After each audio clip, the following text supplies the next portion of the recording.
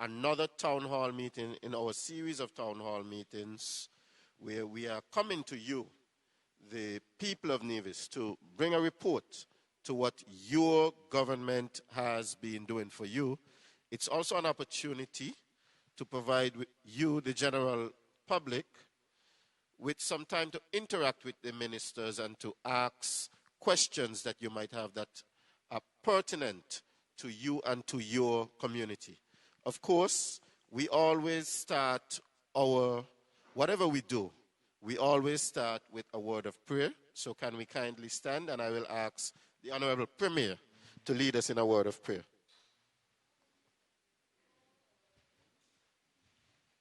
Let us pray.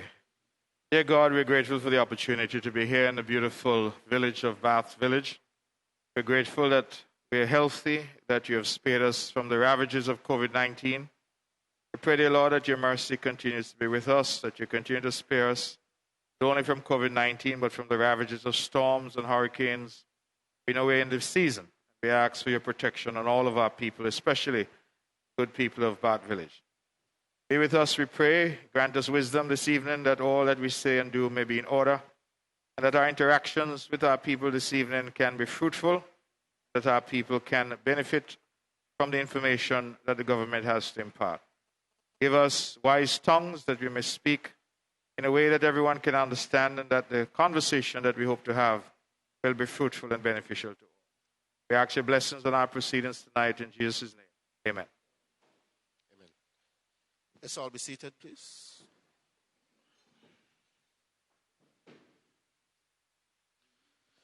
Conversations with the people provides an opportunity for the government to come out into the various communities on the island of Nevis. We've had a few town halls in this, our revamped series. This is our third town hall meeting. We're here in Bath Village. We love Bath Village.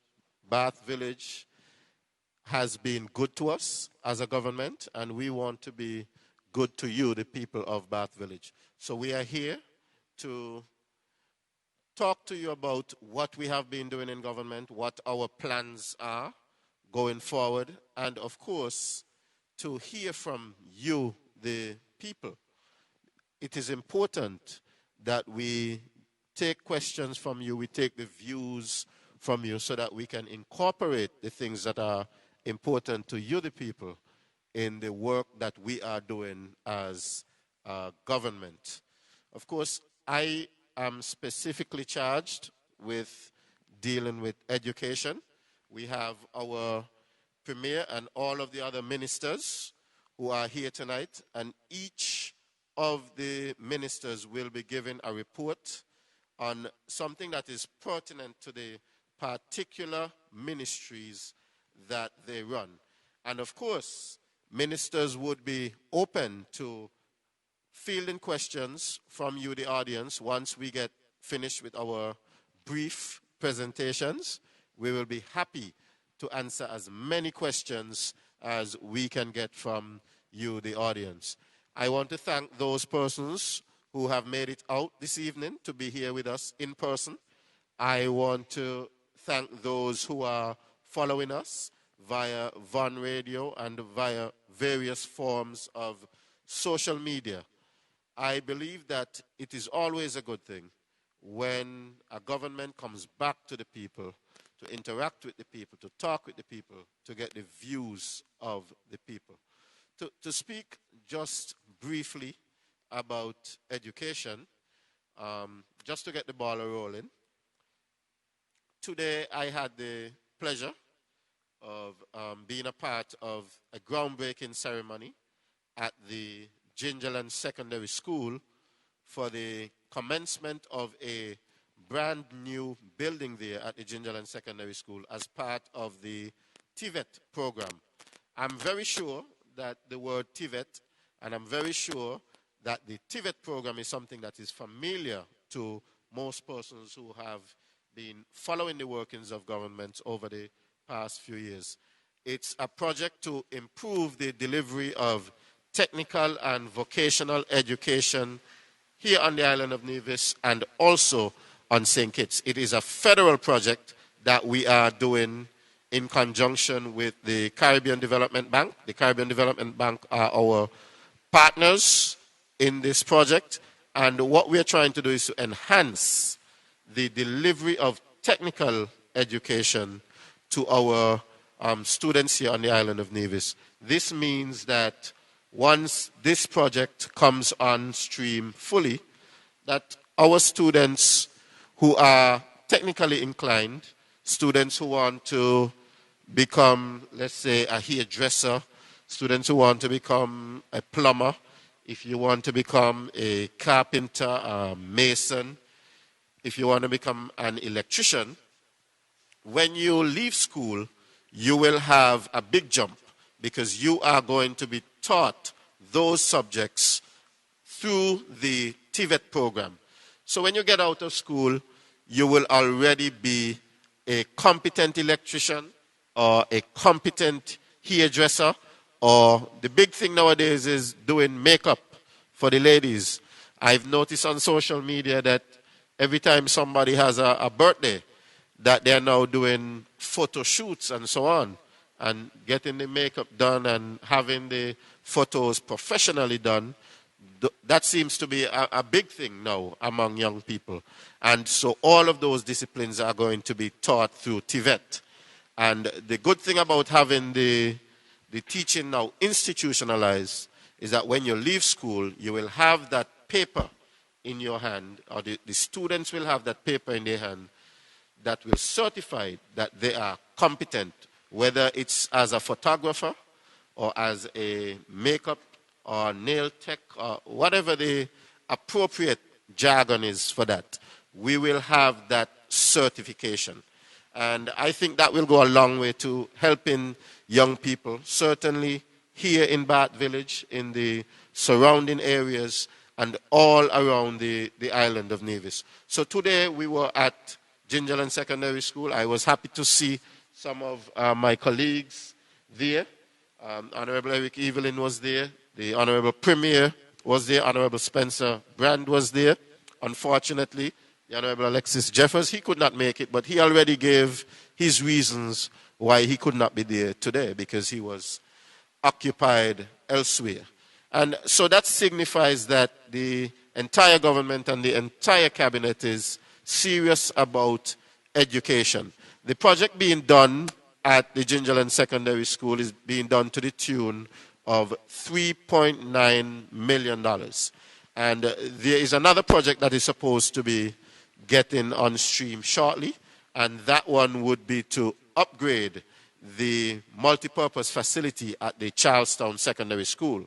But that is a bigger project, and that is the reason why it's taking just a little bit longer to get started, because a lot of work had to be put into the design and so on. So in another few months, we will probably go back for a groundbreaking, this time at the Charlestown Secondary School. And this technical education is only going to serve to enhance the whole delivery of education that we have here on Nevis. We know that in Nevis we have some of the best tradesmen anywhere in the world. You've seen their work all over the island. They go to St. Kitts, and our tradesmen are tops. But the one thing that the tradesman has never had is that paper and that certification to say that I am a certified tradesman. And the coming of TVET will serve to bridge that gap between the skills and the certification. So our tradesmen will continue to have the skills, and I believe that through the project their skills will be enhanced. But the good thing about it is that they will now have the paper. So that's my little bit about education. Of course, we all know that education is broad, just like every other ministry.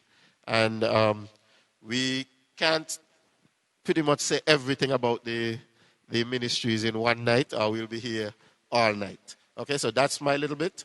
And I'm now going to introduce the next person who will speak tonight, and that will be the representative for Charlestown, the Honorable Spencer Brand.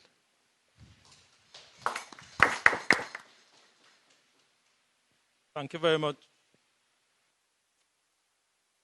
Thank you very much, Mr. Chair, Honorable Troy Utant Liebert.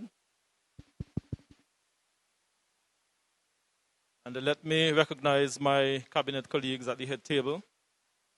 Also, our wonderful audience here tonight at the Bath Village Community Center. I also want to say a very pleasant good evening to those who are listening via Bond Radio and to those who are also viewing via other online platforms. It is certainly a pleasure for me to be here in the heart of Bath Village.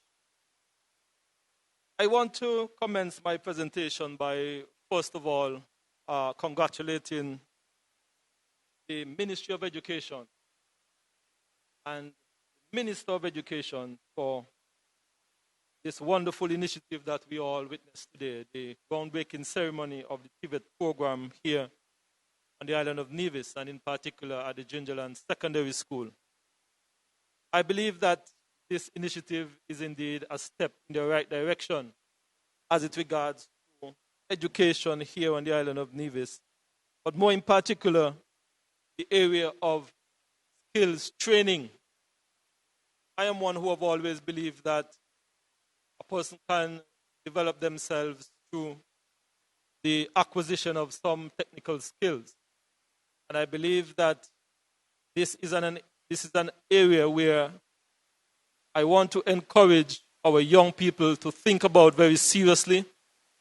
And once this facility becomes available, that they must grasp those opportunities with both hands and feet. Because I can assure you that once you develop a technical skill, you will be learning something for life. So I want to congratulate the Ministry of Education here on the island of Nevis and also at the federal level for seeing this venture finally on its way. I want to give you very briefly some statistics as it regards to our planning department, as the minister who is responsible for our planning department. And I am sure that you are aware that our planning department is critical as it regards to the development of our island. And very briefly, between the months of January to June, we have seen some 120 applications that was submitted to planning department. Of that 120 applications, we saw some 97 that were approved.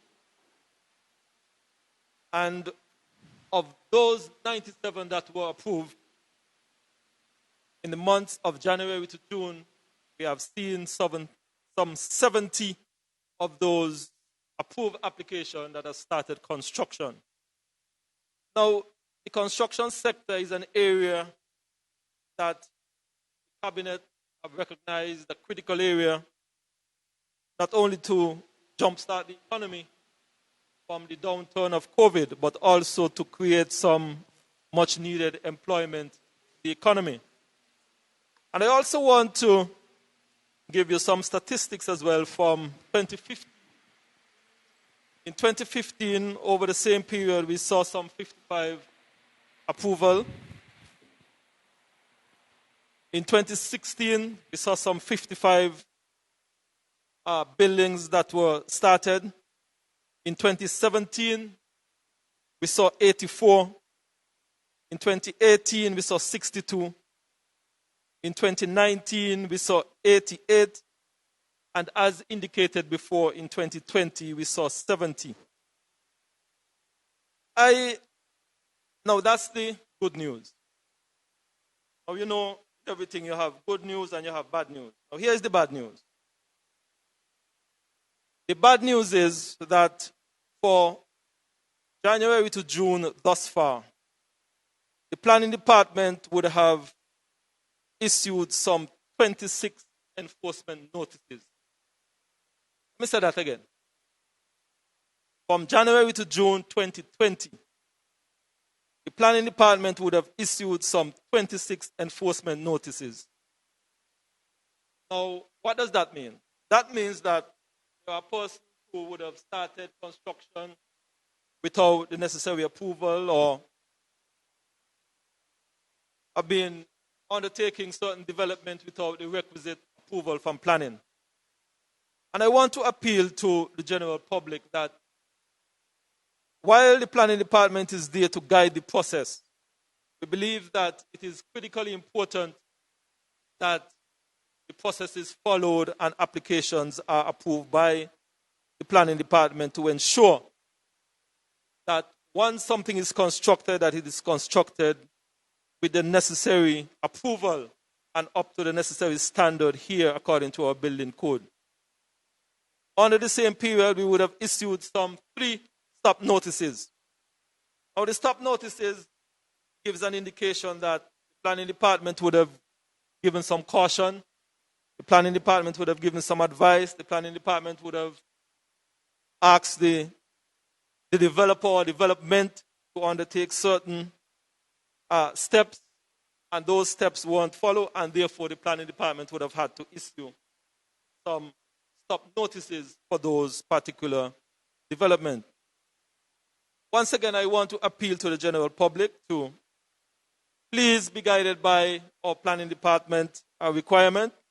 It is necessary to ensure that the built facilities here on the island of Nevis are done up to a certain standard. I also want to switch very quickly because we have quite a number of speakers here tonight. I want to switch very quickly to our post office, as I'm also the minister with responsibility for post office.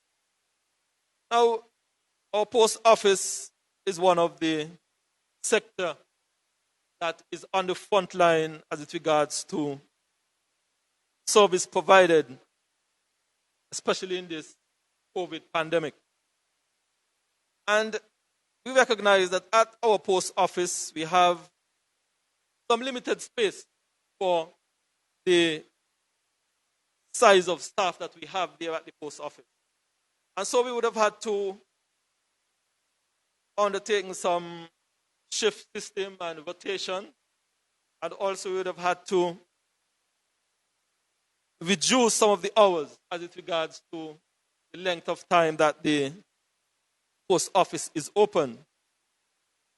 We also are facing a challenge there as a number of workers at the post office is currently young mothers, and as you are aware, a number of the daycare centers are closed. So quite a number of the staff there at the post office are in a dilemma as it regards to having someone to take care of their young children. And so that is also creating some challenge there for us at the post office. We are looking at the moment to try and see how best we can extend working hours at the post office. Because at the moment, we recognize that there continue to be the demand for the service of the post office. And we are working to see how best we can ensure that once we increase the working hours, we will not only be able to protect the general public, but also will be able to ensure that the staff at the post office is also protected. We are also recognizing some challenges as it regards to the delivery of mail. And while we are encouraging the general public to install post box on their property, some of those mail boxes are placed on the inside of the property, where the postman or the postwoman would have to go into the property. And you know, almost every property on the island of Nevis has dogs. We have had an incident some time ago where one of our postmen would have been attacked by a dog. And we do not really want to have that situation occurring again. I want to appeal to the general public that if they will be installing a mailbox on their property, try and, in the first instance, seek some advice from the post office they can come to the property and give some guidance as to where to install that mailbox and the type of mailbox that you can purchase and the necessary steps that you can take to make sure that the post box is installed in such a way that is safe for you as the property owner and also for the postmen or postwomen. COVID has also dealt a severe blow to us at the post office. And we have seen a significant downturn in the volume of packages that we are receiving at the post office in the period from January to June. Under the period, we have seen a reduction of some 745 packages. And that is significant revenue loss for the Treasury. And while we recognize the difficulty that we are facing, it therefore means that even at the post office, because of the reduction in the volume of packages, we are feeling it there as well. I am hoping that once things begin to turn around, we can see an increase in the volume of packages passing through our post office, thus increasing the revenue collection there at our post office. So those are two areas that I just wanted to give some brief information on here in Bad Village. I also want to say that I believe that all of you here in the Bad Village would recognize that the Public Works Department would have recently resurfaced the basketball court just to my left recently. And the idea was to allow some time to pass and then the experts would come in and mark the court so that the youngsters here in Bad Village can have access to that facility in short order. I also want to report that to the good people of Bad Village once again that we have in our possession the data collection report on the Fort Charles property. You would recall that a few months ago we would have had some consultant here from Jamaica who would have done some data collection in the Bad Village area, speaking to persons in the community. They would have done some investigation offshore and at the facility, and they would have presented to the ministry the data collection report, which was done by Smith Warner International Limited out of Jamaica, and Environmental Solutions Limited, also out of Jamaica, funded by the United Nations Development, UNDP. This report will give some guidance as to what exactly we will do with the Fort Charles. It will give some guidance as to how we will approach that project. It will also give us some idea as to what the costing would be when we decide to move forward with that particular project. It is of some urgency because the area of the Bad Village and the surroundings of the fort continue to be eroded, and we do not necessarily want to wake up one morning and realize that the fort has fallen into the sea. So it is of some urgency, and we are hoping that we can access some financing to have that project done in short order. I am also happy to report that, as you would recognize, we are winding down two of our major road projects, that is the Kodak Road project and the Brown Hill Rehabilitation project. And the idea is that once those two projects are completed, we will return to Bad Village and continue the road rehabilitation project here in the Bad Village area. I want to use this opportunity to appeal to the property owners along the carriageway of Bad Village that when we come on the ground, that I want you to cooperate with the ministry. I believe that there would be some land acquisition. And I want to say to the property owners that work with us, and we will do our very best to work with you. We have had a slight delay in some of the materials arriving on island, that is some of the pipe for the water, mains and water distribution, because the aim is that once we come in, we would ensure that we upgrade the main distribution line coming into Bath Village and also the property distribution line. We have had a slight delay because of COVID, and we are hoping that once those materials are on the ground, we would have a clearer picture as to when we can have a start date for this project. I want to stop there for tonight, and I am looking forward to any questions from the audience. Thank you and good night. I want to thank the Honorable Spencer Brand for his presentation. He would have highlighted several things throughout his presentation. The importance of construction in these times, now that we are under the COVID virus. He has highlighted the number of applications that the planning department would have gotten this year. They got 120 applications, 97 have been approved, and 70 of those approved plans, the construction projects have commenced, and so that looks good for us here on the island of Nevis.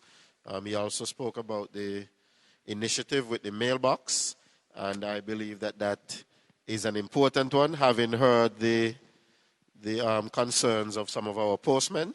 So all of those were very, very good things highlighted by the Honorable Spencer Brand. We move right along with our town hall meeting, and the next speaker up is none other than the person responsible for community services and social services and so on, none other than the Honorable Eric Evelyn. Thank you very much. Hi, Bird. All of us here.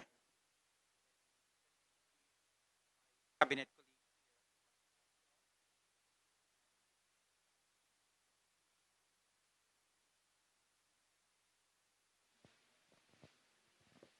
Thank you. Let me say good night once again to all of us who are here, and let me specially recognize my cabinet colleagues on the platform. It is indeed a pleasure once again for us to be here to report to you, the folks here in Bath Village, and of course we say a special good night to those who are listening via Von Radio and those who are following us via the internet. I will be brief, and I will be touching on 3 areas in my ministry, briefly on sports, youth, and culture. In the area of sports, I am very pleased to announce that my ministry would have been one of the collaborators in a special facility that was commissioned at the ETW Park this past Tuesday, the 4th day of August. And of course, my ministry is very big on partnerships. And the facility that was commissioned there at the ETW Park is a collaborative effort of my ministry, several other government ministries, private enterprises, and the driving force behind that facility, Mr. Keith Atherton. I want to say a special commendation and congratulations to Mr. Keith Atherton, who of course is a former West Indies player, someone who is very passionate about cricket, someone who is passionate about giving back, someone who is passionate about sharing his expertise in the game of cricket with our young people on the island of Nevis. And we had the commissioning of the Livingston Sargent cricket practice facility at the ETW Park. Now, as I said, the facility is the brainchild of Mr. Keith Atherton, and he would have collaborated very well with my ministry in the establishment of that, what I would call a first-class facility. The Premier was there at the opening, and I'm sure the Premier could bear me out in saying what a spanking facility we have there for the use of our young cricketers on the island of Nevis. Now, apart from my ministry, we would have had collaboration from the Public Works Department. We would have had collaboration from the Bank of Nevis, from the Development Bank of St. Kitts and Nevis, and several private companies and private individuals on the island of Nevis. And I want to say kudos to all of the collaborating partners. My ministry would have played a very big role, and I see the Director of Sports, Mr. Jamia Claxton, is here. He would have been one who would have collaborated well with Mr. Keith Atherton in getting that facility up and running. I want to say that the young people of Nevis, our young upcoming cricketers, are very fortunate because we would have had 7 cricketers from the island of Nevis who would have made it to the West Indies team. And none of these 7 cricketers who would have made it to the West Indies team would have had the privilege of practicing or playing in a sports facility of this nature. And so I want to encourage the young people on Nevis to kindly take advantage of that facility and kindly take care of it. We have always believed, and we know, that we have raw cricketing talent in our young people on the island of Nevis. And it is our hope, and we are very confident, that through this facility, we can breed a lot more West Indies cricketers from right here on the island of Nevis. I believe that per capita, Nevis has produced the most cricketers on the West Indies team in terms of per capita in the region. And so I want to encourage once again the young people to take advantage of the facility when you're called upon to go and practice. And we are asking you, do not be limited by your size. Do not be limited by the size of Nevis. We want you to aspire for excellence, aspire for the highest, aspire to be on the West Indies cricket team. You will have the full support of the Ministry of Sports. You will have the full support of Mr. Keith Atherton and other coaches on the island of Nevis, and of course all of the collaborating partners.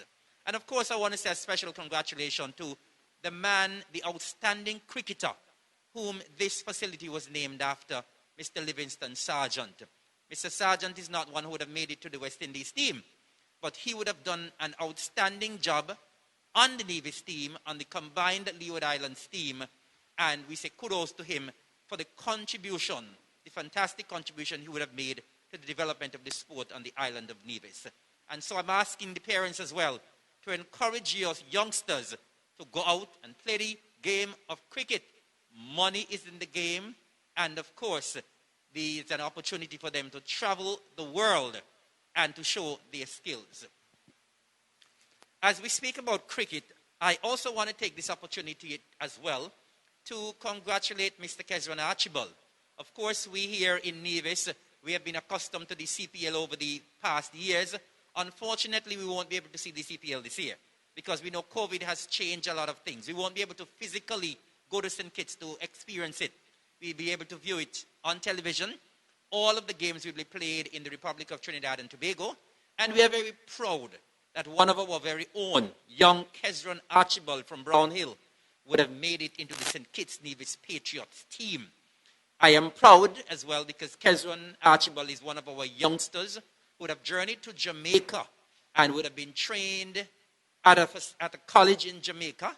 He, along with 3 others, and of course we want to say a special thanks to Madam Hazel Brandy Williams, who was the head of that ministry at that point in time, the Ministry of Youth and Sports and Social Development. And through the funds of the Nevis Island Administration, these 4 young persons have been able to gain an education. And so I want to congratulate Kezran, to wish him well. We'll be looking forward to him doing big things. I'm extra proud because not only is he a Nevisian, not only is he trained because of my ministry, but he's also a member of the club that I'm the president of, the Empire Sports Club. And so we'll be looking for great things from young Kezran Archibald. Very quickly, in terms of youth development, I did mention this at our last town hall meeting, but we do have a special award ceremony coming up next week, Thursday, at NIPAC. And we have this initiative called Youth Impact 12. Youth Impact 12. And we will have 6 young persons who will be honored at a special award ceremony next week, Thursday, next week, Wednesday, which is actually International Youth Day, August the 12th. And the 6th who will be honored will be Melissa Clark for Sports Excellence, Brandon Powell for Information Technology, Verna Grant, Education and Lifelong Learning, Ravina Prasad, Youth in Agriculture, Delcia Burke, Volunteerism, and Cecilia Cressy Stanley, Entrepreneurship with Specialty in Culinary Arts. Now, because of the protocols for COVID-19, unfortunately, we will not be able to accommodate many persons at the award ceremony. But we ask you to be on the listening out and on the lookout for the link that you can join the award ceremony and show the young people of Nevis your support as well. And so that ceremony takes place at NEPAC next week, Wednesday, from about 6:30, and we're looking for your moral support. I want, as the Minister of Youth, to congratulate the 6 awardees who will be receiving their awards next week. And of course, these 6 young persons, I believe, could be termed or considered as role models for other young persons on the island of Nevis. Our young persons are the future leaders of tomorrow, and we must continue to honor the work that our young people are doing. We've heard many times when our young people do bad things, they're in the news. And so when our young people excel, we must also put them in the news, and we must also honor them. And I'm proud that my Department of Youth is seeking to do just that. And very quickly in culture, this past Monday and Tuesday, we call it the Emancipation Weekend. Of course, it should have been the Culturama long holiday weekend, but because of COVID, we had to cancel Culturama 2020. And so the Nevis Cultural Development Foundation, the NCDF, would have partnered with the Department of Culture on St. Kitts to host some activities in the heart of Charlestown on Monday and Tuesday, where we had a number of cultural groups on the streets of Charlestown to showcase our St. Kitts and Nevis culture. We are cognizant that these cultural art forms could be in danger, and we at the NCDF and the Department of Culture on St. Kitts, we are trying our utmost to ensure that these cultural art forms live on, and we want our young people to get involved. And so this past Monday and Tuesday, we had a fantastic display on the streets of Charlestown with our young people from St. Kitts and Nevis through various cultural art forms. We had the masquerade, we had the clowns, we had the mummies, we had the cake, we had the cowboys and Indians, and the bull and several others. And I must say that the performances were very well received by the audience in Charlestown. And I here must say kudos to the crowds of persons, numerous persons who came over from the sister island of St. Kitts to support. And so once again, kudos to the NCDF and the Department of Culture on St. Kitts for collaborating and for having this activity. I will stop there for now, and we will be happy to entertain any questions that you have at the end of the presentations. But just before I end, I just want as well to congratulate Minister Troy Liburd and the Minister of Education on St. Kitts, Honorable John L. Powell, for that groundbreaking ceremony at the Gingerland Secondary School this morning. We've had the groundbreaking for the Tibet wing at the Gingerland Secondary School. It is something that Minister Liburd is very passionate about, something he has been pushing very hard on, and we are delighted that we would have had that groundbreaking ceremony this morning. Thank you very much.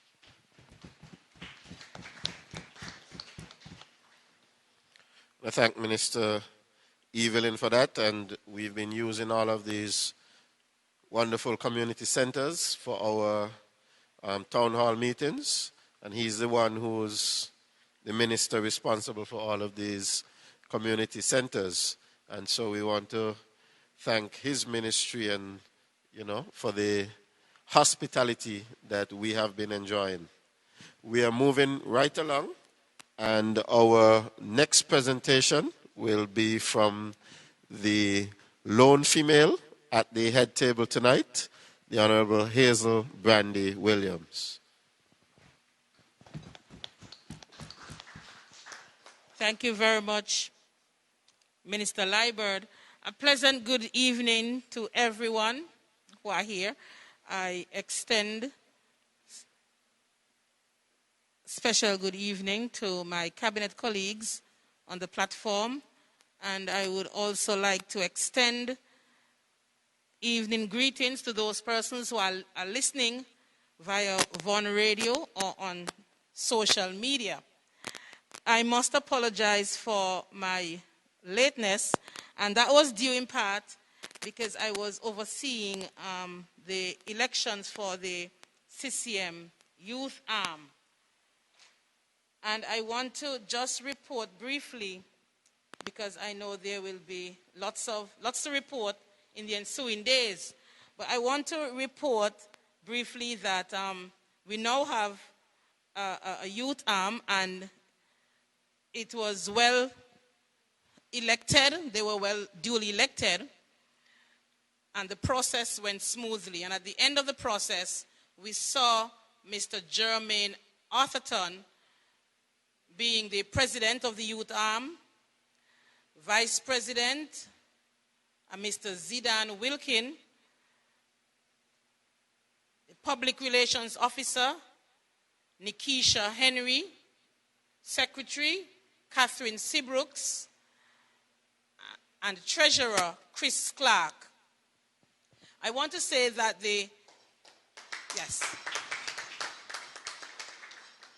we must applaud the efforts of our youngsters. The turnout was one that I don't know if we even expected the turnout, but we had some 70 plus persons who turned out in their numbers to cast their votes. The process was well executed, and at the end of the day, we have CCM Youth Arm. The persons who were victorious, they were encouraged to give their word, and they have given their commitment as to what they will do for the next 2 years. And it is for us to give them the guidance and to give them the push, because the young people, they have their ideas and they just need some guidance as to, the road within which they should walk and the space within which they should fill. So once again, from this podium, I would like to say congratulations to those persons. I continue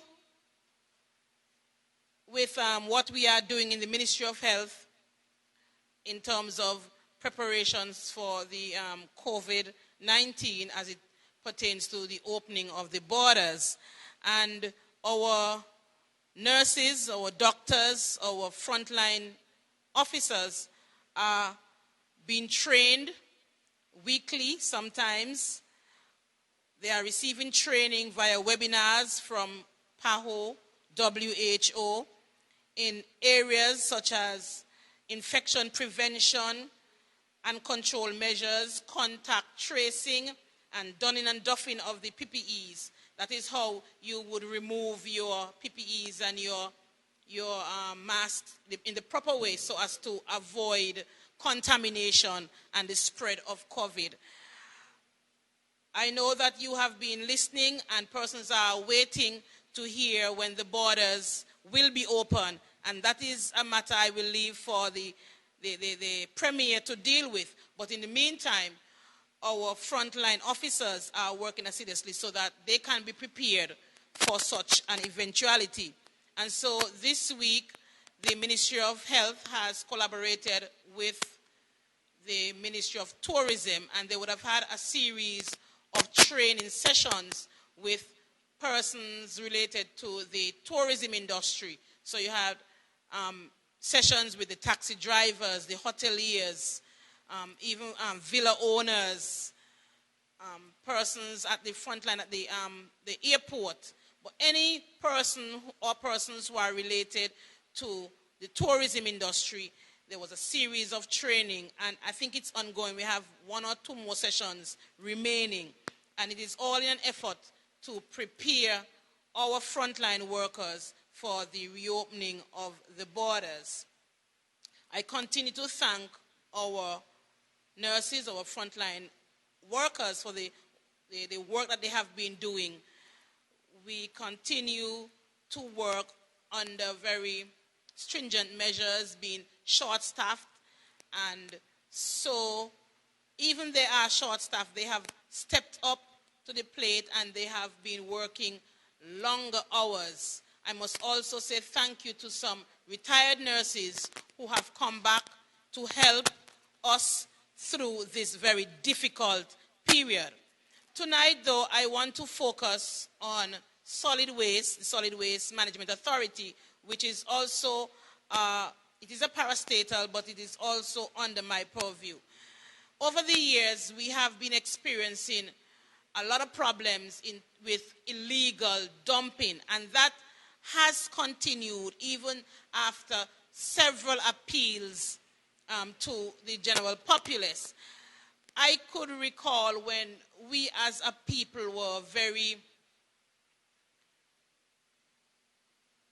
very concerned about dumping indiscriminately. However, I see a trend that is coming through, and that is not what we as a people were about years gone by. We were very cleanly people, clean. When we see things out of place, we would take them up and put them in their rightful places. But for some reason, we have been becoming too complacent and too comfortable with things thrown all around us, and we are not taking the necessary steps to keep our surroundings clean. So I'm appealing to persons. If you see persons who are dumping illegally, indiscriminately, kindly call the authorities, the solid waste management, or even the police. Each police officer is a warden, a little warden. Bring it to the attention of somebody so that legal action could be taken, because we have given enough notice, but for some reason persons are not adhering to these notices. So throughout this COVID period, what we have done, we have embarked on a program where we install the large bins in different communities on particular days, so that persons, if they are cleaning up their yards, they can throw the very large items that the trucks cannot pick up on a routine trip. And that has been very successful, because persons have been able to clean their yards of the white goods, the old fridges and the washing machines and things like that. And that has been going quite nicely. And a notice comes out weekly as to where they will be next. So kindly listen to the advisories and you will know where the dumpster will be next. And it is put there for your use.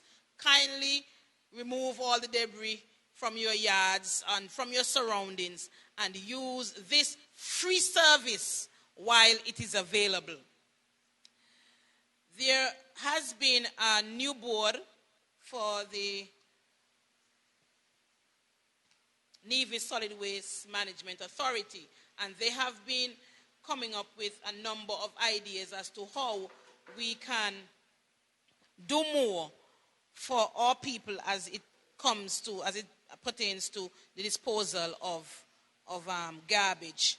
And presently they are in the process of sourcing more bins, smaller bins that they can put around Charlestown in very strategic locations, so that persons can, instead of dropping their garbage on the road somewhere, they can just go close by and dispose of them.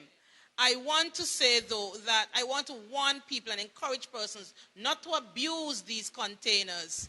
They are being bought, and they cost. When we had the first cases of COVID, we erected some,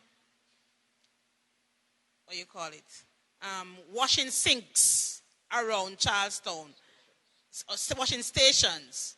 And lo and behold, maybe about 3 weeks into the process, persons went and broke them up. ripped them apart and just broke them up and left them lying there. These were done for us, to assist us while we're going through town and you need to wash your hands. There was a bin somewhere you can just go next door, wash your hands. It was completed with the soap, running water, but for some reason, persons thought it best to just go and destroy them, damage them. So I'm giving the warning to persons to kindly not abuse the bins because they are put there for a particular use. Let us use them wisely. We have also sourced some cameras, movable cameras, where we are going to put in some of the hotspot areas to pick up those persons who are dumping illegally. Some of the hotspots are Nugent Heights, where there are empty lots of lands. Persons will just go there and dump their garbage there. Down Hanley's Road, down at Indian Castle, that's another big area. Over in St. James's by the drag race strip, that is another hot spot. And there are some other areas that I don't have before me. And imagine I am getting from the persons here that Overbath. Overbath is the closest spot to the solid waste management landfill. And imagine persons are dumping in Bath Village as opposed to just going a few more steps and dumping them where they are supposed to go. So I am appealing to persons. It is problematic. It has become a problem. And all of us have to do what we have to do to stop this illegal dumping. And I'm appealing to persons. If when we put up these cameras, persons are caught, we will be prosecuting. And I'm saying that again, we will be prosecuting persons who are dumping illegally. The charges at the landfill are not prohibitive. They are small. They are simple. I want to say to some of our contractors that some of them, they are building a house and they carry their debris and they throw them all in the guts, in the waterways. This is not a good sign. And so I'm appealing to everyone that all of us have to do our part in terms of keeping Nevis clean. We are a tourist destination. And if we are to just go around and throw our garbage all around, what would that look like at the end of the day when we are encouraging persons to come and we are saying that Nevis, lovely Nevis, Nevis clean Nevis, but when persons come, they see something else. So I'm appealing to one and all to keep Nevis clean.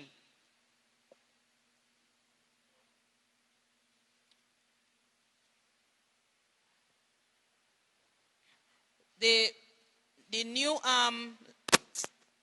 the chairperson and the new executive at the solid waste management, they are also seeking to procure some heavy equipment so as to make the job at the landfill a little easier. We are cognizant that the particular cell at the landfill has been there now for the past 15 years, and it is heading to that time when we have to seal it off and probably look for new site or look for more creative ways of dealing with our waste. We are producing a lot of waste, and so it is time for us to look at other creative ways, incinerating, recycling, and other ways of dealing with our waste. So the team at the solid waste are now embarking on new ways of dealing with our waste, new waste management situations that they will use to deal with our waste. So I am appealing to you, to all of us, until we come up with those different alternatives. Let us dispose of our waste in the best way possible. Ladies and gentlemen, I think I would want to stay there for now, and I will field any questions that you might have in the question and answer section.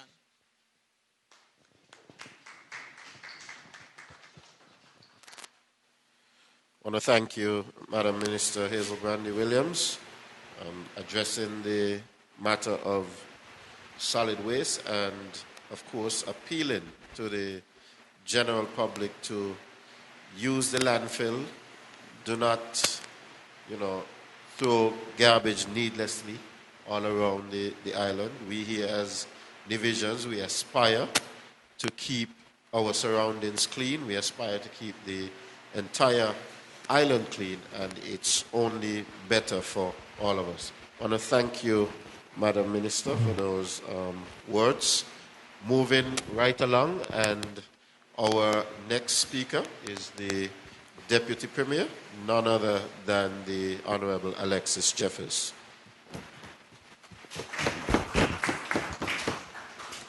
Thank you very much, Minister Libert, and I want to start by saying good night to all of you who have gathered here this evening. And then I would want to recognize as well the members of the head table, the Premier of Nevis, the Honorable Mark Brantley, and my other cabinet colleagues who have come to you this evening here in Bath to discuss with you some of the plans and programs that this administration has undertaken and is executing at this particular point in time. This is the third in a series of meetings which we have had, and our third meeting has brought us to Bath, and it's good to be here. Over the last 3 weeks, though, that I have been placing special emphasis on agriculture. And of course, the global pandemic that we are now facing has brought agriculture front and center in our minds and in our way of doing things here on the island of Nevis. Of course, in the past, persons may have seen agriculture as just one of those things that we get involved in. Some may have gone into agriculture on a large scale, a medium scale, and even some may have gone into it just on a smaller scale, which we call backyard farming, for example. But it's good to see the interest that has been generated over the last couple of months. But of course, that interest was brought about, yes, by a necessity for us to feed ourselves. But also, I do believe that we, as a people, have now really come to see the need and, of course, the role that agriculture can play in our immediate and future development. We've always heard various cliches and various sayings about a country that cannot feed itself, they're doomed to fail, and all sorts of things you have heard in the past. But I do believe that over the past, Nevis certainly would have had the spotlight shone on it, because we have been, so to speak, the breadbasket of the region, as we have exported products to as far as Dominica in the past. I believe if some of you who are listening are old enough would recall the days when we used to export dried coconut, we call copra, to Dominica, for example. And of course, we understand the amount of food we used to send across to St. Kitts. And that was done by persons we used to call and still call, quote unquote, ton hands. But we have seen some decline in all that. We don't export to Dominica anymore. We don't send as much to St. Kitts as we used to. Some persons are still engaged in that practice, but not at the level that we know we were at 10 years ago or more than 10 years ago. We do believe that at this juncture, the opportunity has come back to us for us to really place significant emphasis on agriculture so we can regain that status, if I can put it that way, of being the breadbasket of the region. But that will not come overnight, and it will not be easy also. It requires a level of commitment from our people, or established farmers, for example, and those young ones who are now coming along and getting into more modern style of agriculture. It would require them, of course, to have that level of interest to ensure that we can get back to the levels that we know we are capable of. And so, I spoke about this global pandemic. I will say that our island and the small islands in the region, which are considered small island developing states, are the worst impacted by this global pandemic because of the huge emphasis that we have and the huge dependency that we have on imports. And I want to say at this point in time that I do believe that we will continue to have difficulties in feeding ourselves if we are not able to overcome the challenges that we currently face. Now, the dependency we have on imports certainly will create problems for us in the future. Why? And I've said it before, that all of the major producing countries throughout the world, whether it's Brazil, whether it's the United States, Mexico, or even closer to us, Dominica and those islands, they would be seeking to produce, to feed themselves, and perhaps the excess we'll get in these parts. So instead of us finding us in a situation where we are dependent and we continue that dependency on these countries, we now have to focus on areas in agriculture that we can strengthen and areas in agriculture that we know we can excel in because the potential is there. Now, we have placed a lot of emphasis on backyard farming. That is a start. But backyard farming is for those farmers or those householders who would want to have something readily available to them to feed themselves on a daily basis, for example. But I do believe we have the capability and the capacity to produce enough here on the island of Nevis where we can now reverse the trends and send whether to Anguilla, St. Martin, St. Bart's, or wherever it is. I do believe that there are islands close to us that we can certainly take advantage of the possibilities that exist. And that is why we have been incentivizing our farmers. That is why we are looking towards some of the agencies that we have depended on over the years to provide us with the possible financing and technical support so that we can pass that along to our farmers and make them much more resilient in their actions. Now, I want to say that the Nevis Island Administration have invested heavily in agriculture within the last, well, I'm going to zero in on the last, say, 3 to 4 months, thereabout. Of course, over the years, we have been operating a budget that has been used to propel agriculture forward. But in recent months, we have mobilized almost $1 million to support agriculture here on the island of Nevis. I gave you some figures some weeks ago, which was somewhere around just in excess of $700,000. We have continued over the months. And we have been doing some research in recent times because, of course, if a particular piece of equipment or some seeds or seedlings are given to our farmers, there's a cost attached to it. It might seem as though it is free because you didn't pay or the farmer didn't pay or the backyard farmer, for example, didn't pay. But of course, there is a cost attached to it. And we've been doing some cost analysis and we realize that the input that we have made over the last at least 3 to 4 months is somewhere in the region of $1 million. And that is significant. And it suggests the seriousness of this government when it comes to agriculture, whether it's crop farming, livestock farming, or even in the fishing sector. And I want to commend the cabinet of the Nevis Island Administration for their effort in this regard. And I am emphasizing this as well, that we continue to distribute seedlings to our farmers here on the island of Nevis. As a matter of fact, currently at the Department of Agriculture, we are distributing seedlings there as well. We have just received a quantity of seeds as well from one of our major partners one of our major allied partners, that is the Republic of China, Taiwan. And I want to thank them for their kind gesture and their support to agriculture here in the Federation of St. Kitts and Nevis and the island of Nevis as well. Now, those seeds were received about 2 weeks ago. Nevis has now gotten its portion, so shortly we'll be distributing additional seeds to backyard farmers and farmers here on the island of Nevis.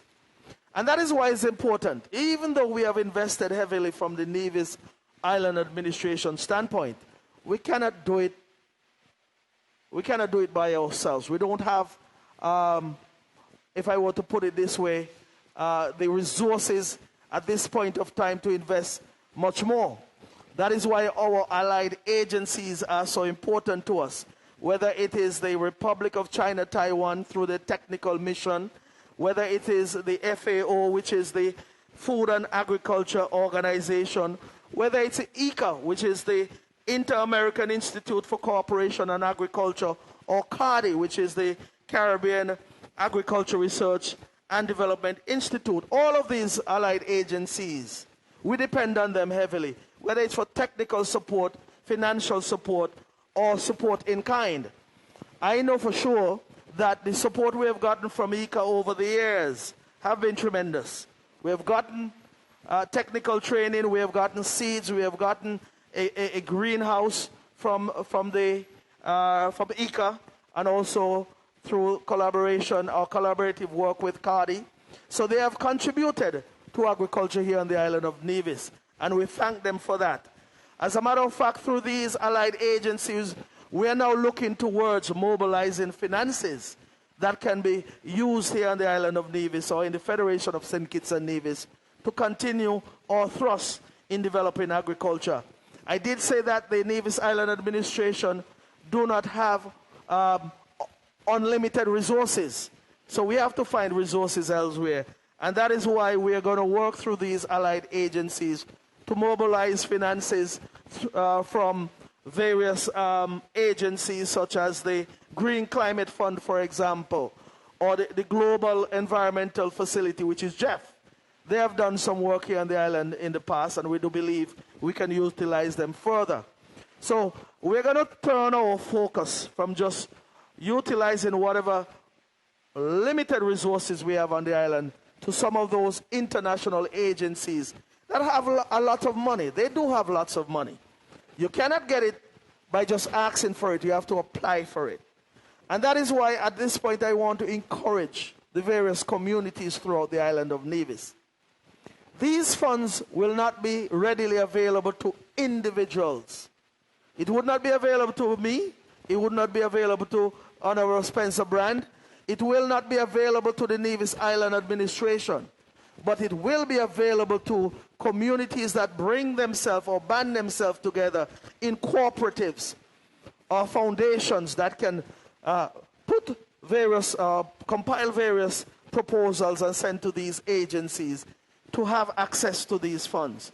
There are millions of dollars available. As a matter of fact, I believe there are various funding that are specifically available for the island of, well, the Federation of St. Kitts and Nevis. And there are various fundings that can be had if we were to take the time, band ourselves together, and work collectively as communities here on the island of Nevis to access these funds and not so much depend heavily on the Nevis Island Administration. Because like I said, funds are limited. It is not unlimited at this point in time. They are limited funds. And based on what we have spent, we certainly would like to tap into other resources to make sure we continue on this trend, this upward trend that we are seeing in agriculture. And we'll continue to talk about agriculture because agriculture, of course, we believe can be one of the major pillars of our immediate and future development here on the island of Nevis. I do believe that we can use agriculture to develop our young people and instill some values that were there in the past that we can harness once again. So I am appealing to all of us. Let us do what is necessary from the community level, from the school level, all of the various areas here on the island of Nevis that is capable of doing so, I want us to utilize all of the tools and avenues that are available to us to continue to build this wonderful sector. While I'm on that, I want to appeal to our dog owners, for example, to be more considerate and do what is necessary to keep your dog on a leash or keep it in your yard. Do what is necessary to ensure that we minimize the amount of dog attacks that our farmers or livestock farmers are complaining about. It is difficult for all of the effort and emphasis that is placed on agriculture, including livestock farming, and then suddenly your investment of time, resources, and energies is certainly lost overnight when we have these vicious dog attacks. I believe here on the island of Nevis, we are a small island. We know who are the farmers. We know who are the dog owners as well. Of course, when these dogs attack livestock anywhere on the island, these dogs won't have an owner.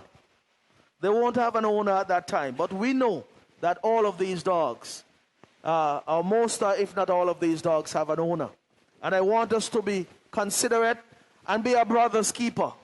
Be our brother's keeper and understand that all of us are in this together to ensure that we are doing the right things in agriculture so that we can survive as an island. Ladies and gentlemen, agriculture is one of those major ministries or departments that I am responsible for. But I also want to say that housing is also a major area that has been placed in my responsibility. As I said last week, we are still waiting for an additional amount of monies that are due to us from the Social Security Board to continue with the housing construction or the construction of houses here on the island of Nevis. We started this program, this robust program, I believe it was just about a year ago when we received just about a loan for $15 million to construct 66 affordable income houses. We are still waiting for an additional amount at this point in time to continue with construction in Hamilton. Construction, I do not believe we have any land available to us right now in Bath for immediate construction. We are still looking for additional lands. But we have sought to procure additional lands in the Craddock Road area and also in the Brownhill area. So we'll be constructing additional houses in those areas shortly. I want to also say that we continue construction over in the St. James area. St. Thomas's, we're still finishing up some construction in the Coon area and seeking to buy more land or seek out more land in the Cotton Ground, St. Thomas's area.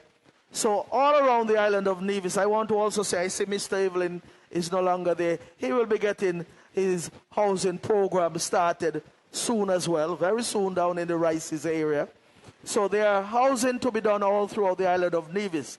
As soon as we're able to put our hands on this additional amount of monies that are committed to us, we will be continuing with our housing program.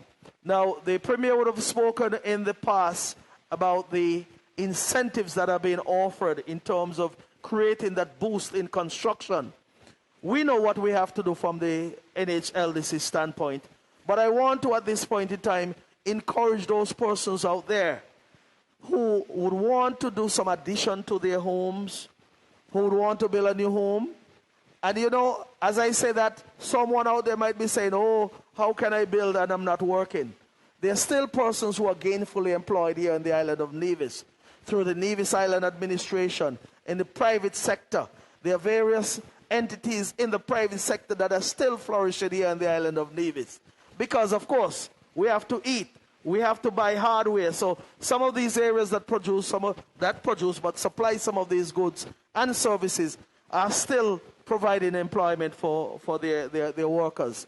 And, of course, if you have any plans, and I know I drive around the island on a regular basis, I see a lot of the equipment that are being used in construction and the material that are being used, they're still being mobilized. So I know things are still happening in the construction industry. So I'm encouraging persons to visit the Ministry of Finance and also get the necessary information so that you can utilize the incentives that are available to you to do some construction. I also want to quickly address disaster management, which that falls under my responsibility as well. We have had a relatively, I want to say, quiet, and like they say, your knock table for now. We've had a relatively quiet season so far. There have been some systems that we have had to deal with, of course, but we continue to pray, and we continue to ask God's protection on this beautiful island of ours, so that we can go through this season unscathed. I know September is the peak of the hurricane season, so I want to appeal to our people to continue to stay in a state of readiness. If you are still in the process of preparing for the season, continue to do so. If you have prepared and prepared adequately already, go over what you would have done to make sure you have done a good job in preparing. As a matter of fact, I do believe that preparation should be done on a daily basis. Just back checking your homes, back checking your windows, your doors, your roof. Do whatever is necessary. Because although we prepare adequately and we feel we have done a wonderful job, there are still systems out there that we cannot prepare adequately or well enough for. But at least once you have done some preparation, the comfort of mind should be there. You should be comforted that you have done a good job. Continue to listen to all of the bulletins and appeals out there. Continue to look out for your neighbor. Continue to adhere to all of the instructions that are given during the hurricane season. We still have a long way to go, and we are hoping that with all of the difficulties and challenges that we are facing, that we do not have a system that comes into the area to compound all those problems. But we have to still continue to be in a state of readiness. Ladies and gentlemen, I will stay there for now. But it's always good to come to interact with you. So at the point in time when you have the question and answer segment, I ask you to put your questions to the head table, and we'll be more than happy to answer your questions. With those few words, I want to thank you for your attentiveness this evening. Thank you.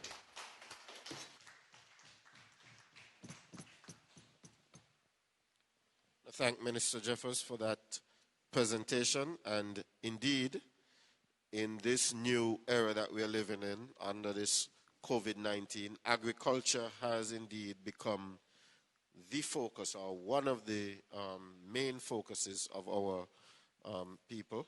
Indeed, as I go around from time to time, a lot of the young men in the community, what they're asking for is assistance to get into agriculture. They need the plow, or they need to get some land clean or something like that, because people want to get back into a lot of agriculture. And we've seen a lot of backyard farming springing up, land being fenced in, facilitated by the Ministry of Agriculture, of course.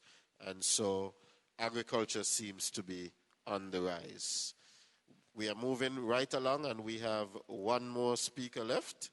And of course, this is the Premier of Nevis and the representative for St. John's, and we are here in Bath Village, which is St. John's. So I know that he loves Bath Village, and the people of Bath Village loves him a lot. So with no further ado, please welcome to the mic the Honorable Premier, Honorable Matt Bentley.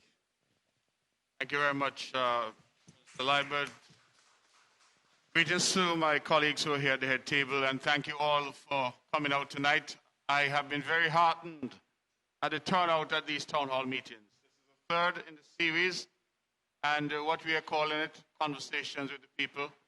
It is our ambition to take the government now into the various communities, where you can come in your own community and have a conversation with us, ask your questions, and hopefully get some information. The night is growing late, and so I shall not tarry. I just want to mention a few things. Deputy Premier mentioned about our construction and our stimulus for construction. I think that is very important. During the recent campaign, I spoke to many people in Bath Village who were concerned about housing, concerned about construction. But while I know that not everyone in this climate is able to, those that can, I believe the government has put together a very comprehensive package of concessions to encourage you to start your construction by December 31st this year. We have said if you're a first-time homeowner, on your materials, you will only pay VAT. No customs, service charge, and no customs duties. If you're doing an addition to your home or you're building a second or third home, we have extended that concession to you on all materials over $30,000. And so on anything over $30,000, you will only pay VAT. No customs duties and no customs service charge. If you're doing a commercial building that is valued at over $1 million, you will pay no VAT, no customs duties, and only a customs service charge of 12%.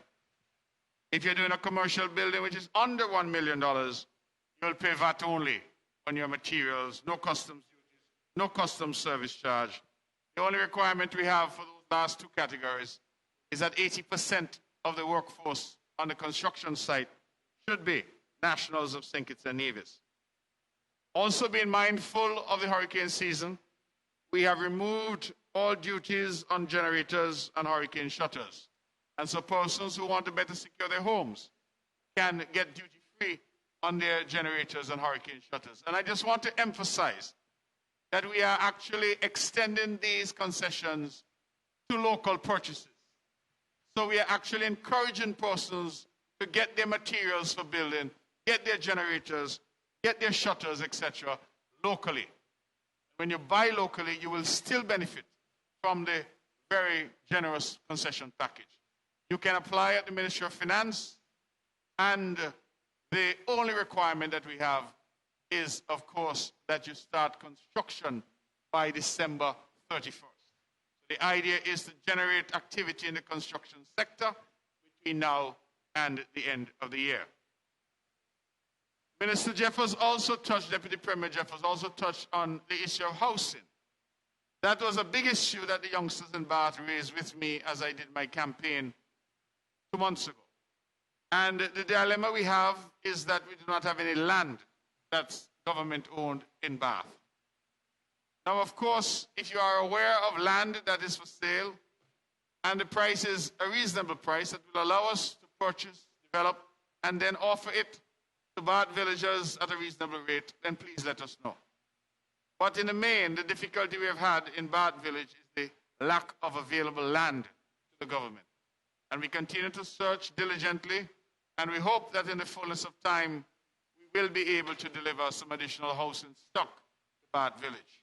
I'm aware, and I've had discussions already with some landowners, and I'm hopeful that those discussions will bear fruit, because there were some issues in the subdivision of the land which the lawyers were taking some time with.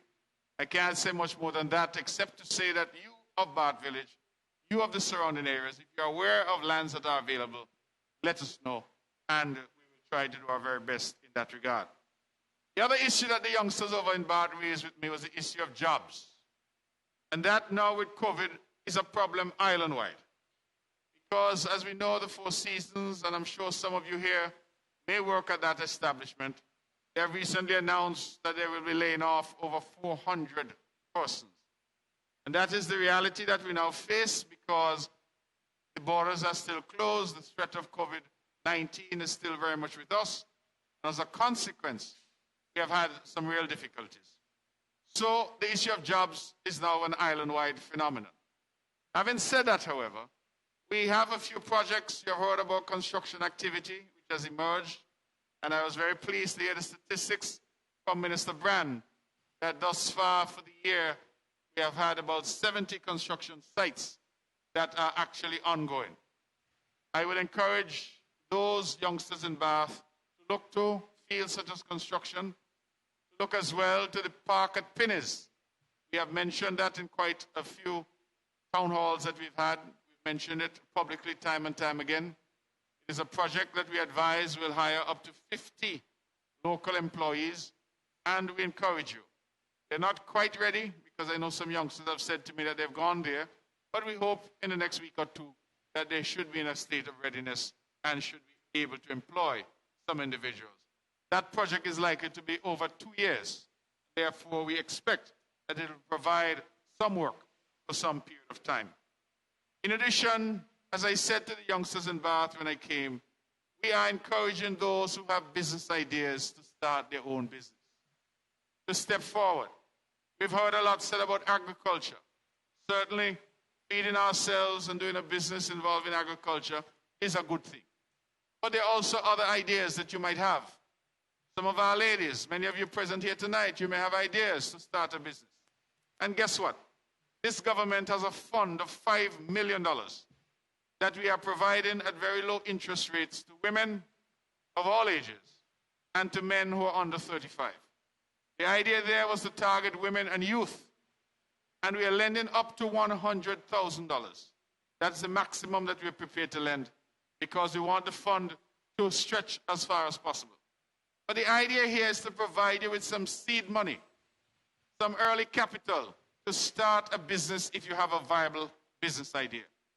Through Madam Minister Hazel Brandy, they're doing a boot camp even now for young entrepreneurs, particularly women, through gender affairs, to teach you all that you need to know about marketing, about your development of your business plan as the case may be.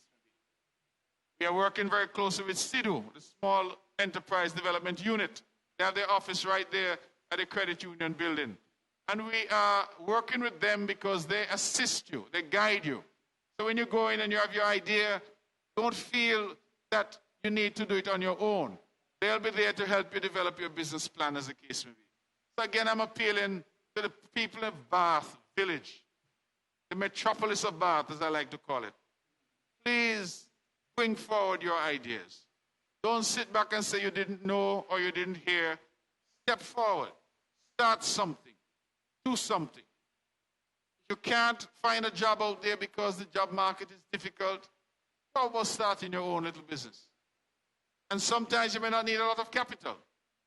If, for example, you want to start a little, I don't know if you can cook chicken fry, fish fry. If you want a fishing boat or you have the boat already and you want an engine, there are a number of things that you can do in order to make yourself sustainable. And so I encourage you to take advantage. The last report I got from the good people at SIDU, they're telling me that thus far under that program, they've processed 14 loans at a total value of $534,471.31. So thus far, over $500,000 has been provided. And so we encourage you to do all that you can to take advantage of these opportunities. I was very happy to hear Minister Brand, our Minister of Public Works and Infrastructure, talk about the Bath Road tonight. I've gotten licks left, right, and center over it. Bath Village, stop beating me up, beat up Spencer, because he's the responsible minister. He has now said that as soon as we're done with those two big projects, that Bath Village, your main road, the main thoroughfare that is right outside here, that we'll have a look at that. And I believe we've said publicly, and I can say, that the two main projects we'll be looking at will be Bath and Butlers. I think those are the projects that we have identified and that we want to deploy some resources to. So people of Bath, please be patient with me. We are coming. And the people of Butlers, I'm sure there'll be music to the Deputy Premier's ears. And, in fact, Madam Minister as well, I hear her clapping and beating the table, that we will be there shortly as well. So these are the areas that we're looking at. And Bath Village, I assure you that in all that we're doing, you shall be included. Let me just very quickly, in the interest of time, touch on two things. I want to publicly, as I did last night on my show, thank the people of St. Kitts for coming over in large numbers to spend their holiday weekend on Nevis. I'm very pleased that as I call around the various hotels that are open, all of them, with the exception of one, told me that they were completely full for the weekend. And that people came on Thursday or Friday and stayed until Tuesday. So they had a very good 2 days of activity. Coming as it is in this type of guava crop that we're experiencing, I think that is very good. A lot of private villas also did good business. Someone called me from the beach some night and they said down they look like Christmas Eve, or New Year's Eve, sorry. And so it appears that the bars and restaurants all along Pinnies and the little bars and restaurants all along Nevis, that they did well. I want to thank the people of Nevis for conducting themselves in a sensible way. I know that there was a lot of debate about jamming, but as the Minister of Culture, the Honorable Eric Evelyn, has said, Culturama was cancelled. I'm happy he's using my word now, because he used to say it was postponed till next year. But now he's admitting it was cancelled. Cancelled or postponed, the result was the same. And so for my part, I was a little confused when people were still demanding that they want jamming and they want the bands in the street. We must remember that we still have COVID lurking. And despite the fact that Nevis has done extraordinarily well, I would want to congratulate all those on the front line, especially those in the COVID-19 task force for Nevis, Dr. Nisbet, who leads that task force. They have really led with distinction. We have had no cases in Nevis since the 7th of April. But we know that we can have cases develop at any time. We know that with the borders now partially reopening because people have been coming home, that there's a possibility that those coming home might bring the virus with them. And so it behooves all of us to continue to be vigilant. Let us not lay down our guard and then start to say, I wish I knew, when it's too late. Let us instead do the things. And as I said that, let me just commend the team here at the Alberta Payne Community Center. My friend Lorenzo, he's so boasting, he sent me a picture all day about the setup. So look how nice the place looked. And when I walked in, I had to admit, it looks beautiful. But not only that, the entire team here, Sonia, Yola, and the entire team. Because when we came in, everybody was sanitized, the temperature was taken, and I unfortunately forgot my mask at home, and they had a mask for me. So the truth is that we are, even at our town hall meetings, ensuring that we're entirely COVID-19 compliant. We have the chairs are spaced for the necessary social distancing, and I believe that we ought all to be proud of how we continue to conduct ourselves on the island of Nevis. I like to tell people that we are a serious government. As a serious government, we take our responsibility to the people seriously. The numbers coming over from St. Kitts, NASPA is telling us that over the course of the holiday weekend, we had some 4,178 passengers going back and forth between St. Kitts and Nevis. I think that means that the boat owners made some money. It means that the businesses on Nevis made some money. 4,000, I want you to think about that. 4,178 persons went back and forth. And a lot of those persons were people who were staying over on the island of Nevis. I'm being told it's a quarter of Nevis's population. So the truth is we had a good weekend, and I'm grateful for that. I want to not go much further except to say that the Christina disaster, we had a very innovative and, if I say so myself, an excellent idea. It was to do a special sit-in of the Nevis Island Assembly on the 31st of July to mark the 50th anniversary of this tragedy. And we had the further good sense to invite all of our past and present prime ministers, past and present premiers. And for the very first time in our history, all these persons stood in the same space and made their speeches and addressed the vexed question of Christina 50 years on. I made a clarion call then that the Christina disaster had for too long been seen as a Nevisian tragedy, when in reality it was a national tragedy. It impacted not only the island of Nevis, but also the island of St. Kitts. Put differently, it impacted the entire Federation. And for all these years, the island of St. Kitts has not done anything in relation to Christina. The island of St. Kitts has not done anything to commemorate. In fact, we are aware that there's a mass grave at Springfield Cemetery in St. Kitts, where many of the Christina victims were buried, that up to this day is not even marked. And so it has been a matter of concern, and I use the opportunity to raise that issue because we feel that it is time that those who perished be honored and be remembered properly.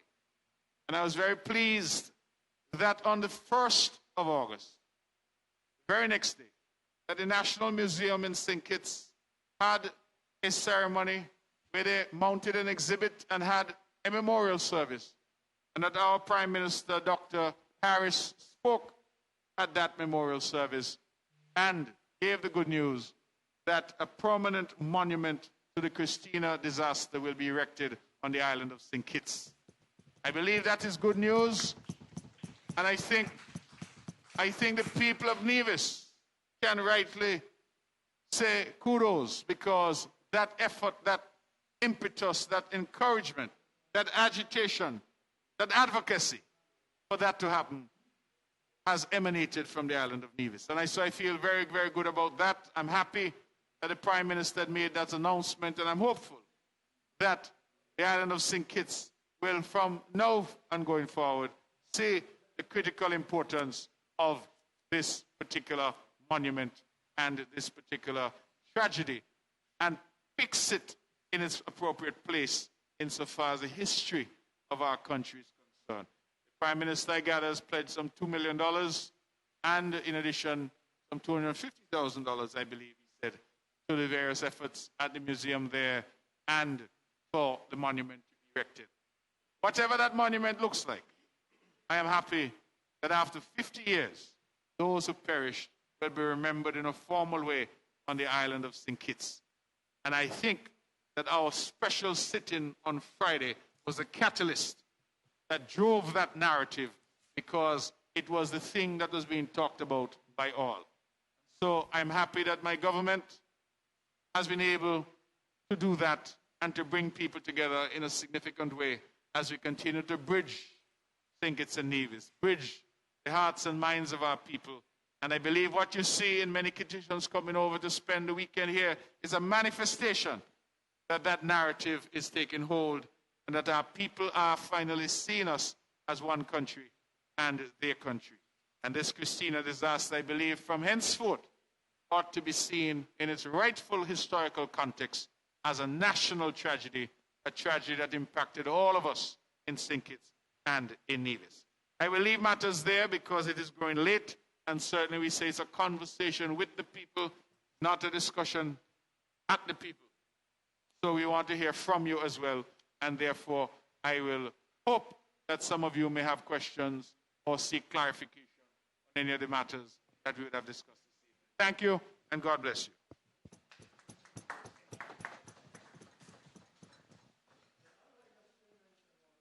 We'd like to thank the Premier very much, and we are about to open the floor for questions. Of course, there's a mic that's set up in the middle of the floor, and we would ask persons who want to ask a question to indicate by raising their hand, and once we recognize you, then you can step forward to the microphone and ask your question or make your comment. The floor is now open. Good evening. Hello, hello. Just like to make one comment, really. We here in Nevis are situated on an island. Could you face the mic a bit more? But it doesn't seem to work.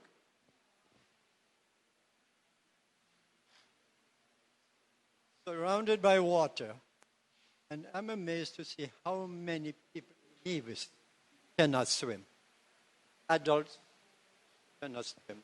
Shocking here, really. But what I would like to see happen is, let us build a big swimming pool here in Bath Village. Because I find that if you have a swimming pool, kids learn to swim so much quicker. Because the parents standing there watching the kids. I see them go at Gallows Bay, and the little kids going in the water, water flow down, but the parents, because they cannot swim, they frighten hell out of the little kids. Come out, now go in there, you're going to drown. Let us build a swimming pool back in Bath Village. A nice swimming pool, and you'll find how many kids learn to swim much quicker. You know, we have the room here for building it. Let us put one there, and you'll be amazed how many kids learn to swim quickly, very quickly too. So I'd like you to look at that and see what you think might happen there. But I think it's very, very important that you get a swimming pool, because I do a lot of work down by Gallows Bay area. And I myself frightened sometimes to see how little kids struggling there in the water, somebody have to go quickly and hold them. With a swimming pool, because the parents, even they cannot swim, but they're standing there looking at the kids in the pool so they know the kids are safe. So let's look at that and see if that is a possibility and get a swimming pool quickly, please. Okay? Okay. Thank you very much for that suggestion. What I will say to you is that we have been having some discussions with some individuals who are here involved in swimming. And we are talking about the possibility of a swimming pool. It's not in Bath Village. It is in a different location, I think somewhere close to the Mondo track area that we had identified, where we had sufficient land in that area to do it. I am not yet certain where that project is going, and I'm not one to want to announce projects unless we have them ready. But what I will say is that that idea is one that is being explored. I have also announced that this very same sitting of the Nevis Island Assembly on Friday that we are launching 3 initiatives to further commemorate the Christina disaster. One is a fund that we have launched where the government will pay for swimming lessons for our people each summer. So we will have professionals providing swimming lessons to our children. In fact, it is not a new idea because some are doing it already. Well, Red Cross has done it, but there's also a group of individuals here called the Swim to Win Initiative, and they have done an excellent job where they have trained professionals to drop your children off, and they take care of the children in terms of teaching them how to swim. So that is already happening, but what we're going to do, starting as quickly as we can, is to provide funding. So where people have summer camps and all that, the government will fund now swimming lessons to fix that problem that you've identified. The second initiative was that we'll provide a scholarship for persons who are interested in studying anything to do with maritime or the sea. And the third initiative was that we'll provide support for those who want to add to the literature on the Christina disaster. Whether they want to do a study, they want to do a film, whatever they want to do, we'll provide support for that. So the point you raise is a good one, but it's something that we are already working on in terms of both a pool and separately a fund to assist in getting professional help for our people to learn how to swim.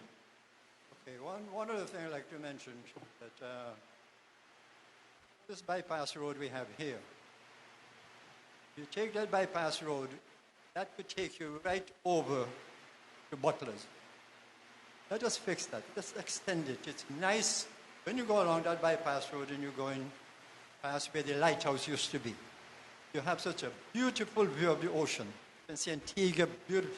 It's one of the best sights I've ever seen. And I drove across. You can drive across. You go across that bypass road, and you could come out over by where they have drag racing, right over Butlers. Let us extend that. It just needs cleaning up. Put a backhoe there. Dale could go there with backhoe. Clean it nicely. And man, it's a beautiful sight. When you drive, I don't know if many of you have been along that road. It's a beautiful sight. Let us get a backhoe there and clean it and let people start using it. You know, we have such precious things in Nevis. And we're not looking about them. You know, that you extend that road and they say you come out over by the river. And when I went along there, I was amazed to see the view you have. And once you do that, you'll find all that wasteland around there. People will be buying them up and building homes. It'll make a tremendous difference. So try and look at that. It's not going to cost you that much because if you have a Jeep, you can drive along that road now anyway, and it's a fantastic view. Believe me. Okay? That's what I thought I'd mention. Well, thank you for that. I think there's been a lot of discussion about that road along the coast. Minister Brand, I believe, we wish to say something about that. Yes. Mr. Evelyn, thank you for that suggestion. From the ministry level, we have considered a number of options as to what we can do with that particular area. The road, of course, is one of the area of concern that we have, and how we can ensure that we make it possible, because a number of landowners have been asking about that particular road development. one of the things that we are looking at is to try and develop a development plan, so to speak, as to what exactly we want to see happen in that area.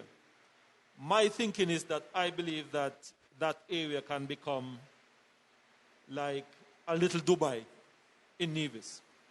That is my thinking. So we do not necessarily just want to have ad hoc development in that area. You are absolutely correct.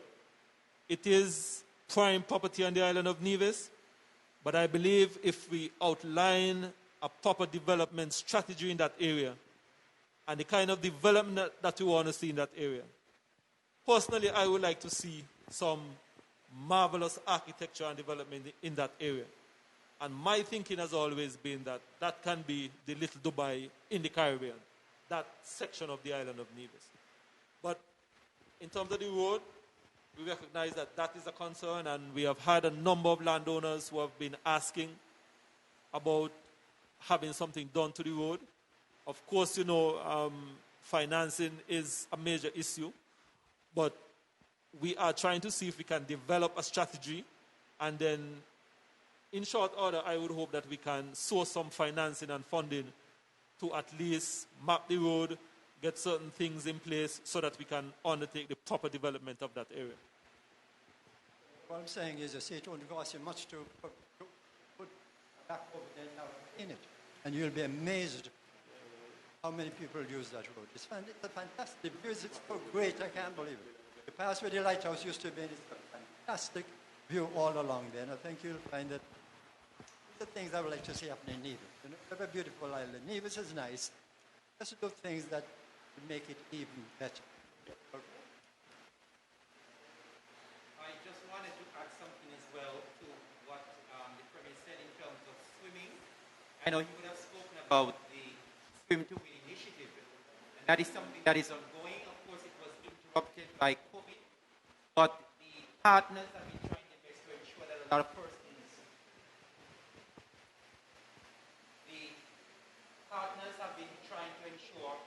that a lot of persons our people in Nevis learn to swim.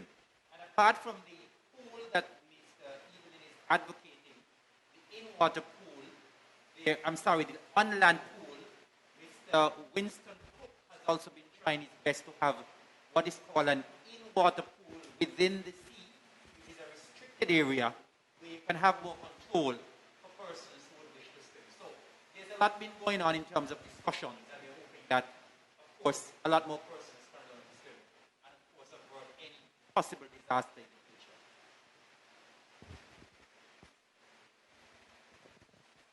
Do we have any other questions?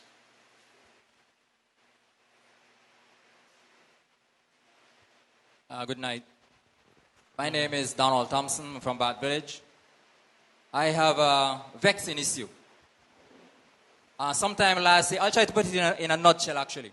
Sometime last year, some guy from St. Kitts came over in my area and put down some big, old, rusty containers, which is very unsightly. Nobody explained to nobody who living over there what those containers are there for. It's an eyesore for me every morning. I have to get up and see these things. About a week ago or 2 weeks ago, I had a friend came by and he said to me, Tampi, what are those things down there? I really couldn't explain to him because nobody explained what these things are for. But I did some research and I was told that the guy who put the containers there, he's into collecting garbage and stuff like that, recycle stuff. So what I want to know if is that the kind of business he's going to bring over in my little neck of the woods? As far as I know, there's an area that is designated for that kind of business somewhere over at the Long Point Road over in the area over there. Not in my village. These are the times when people are trying to nice up their village. Make it look nice, respectable. Bath Village is known as a not so nice area. So, I mean, it's a source of disrespect. Bringing those empty, rusty, I'm struggling for adjective to describe them really. in my area, and I have to look at them every day. So could somebody please explain to me what they are doing there and when I'm going to wake up and not see them there? Thank you very much.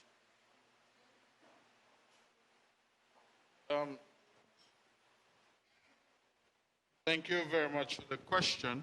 I confess that I am not aware of containers that you're talking about.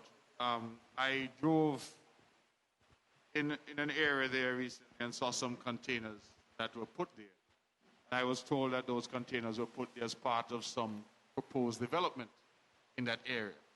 I am not aware of containers being put in Bath for any, what do you say, scrap or anything of that nature. Now that you've raised it, we certainly will have to investigate that. I was signaling to the Minister of Planning if he was aware of that. Spencer?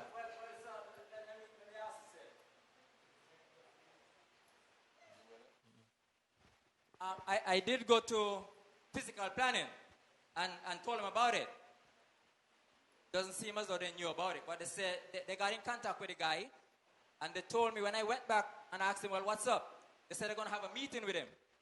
They did have a meeting with him because the same afternoon when I go over there, I saw them over there with the same guy with the rusty containers, and he explaining whatever he explaining to them. They put up some a sticker on the container saying whatever. But I don't see the sticker there anymore, and I see them now trying to put on some paint on the rusty containers. I want them out of there. I can't live with that. I'm sure none of you guys up there going to want to see those rusty containers every time you wake up in the morning, every time you have a friend visit you. So what are those things that you got to explain them away? I can't tolerate that. I'm not going to tolerate that. All right. Well, we hear you very clearly, as I said. Yes, Mr. Thompson, thank you for raising this matter. I am not aware that anything that came to planning for such a development in that area. And I can give you the assurance that we will do the necessary checks and double check. And I will get back to you on it. I don't have any information on it before me because I am not aware that anything actually came to planning for such a development. You know where I live, right? Yes, I know where. All right. Come by sometime and you see them. I won't even have to show them to you. And thank you very much, sir. Do we have any other questions? Go ahead.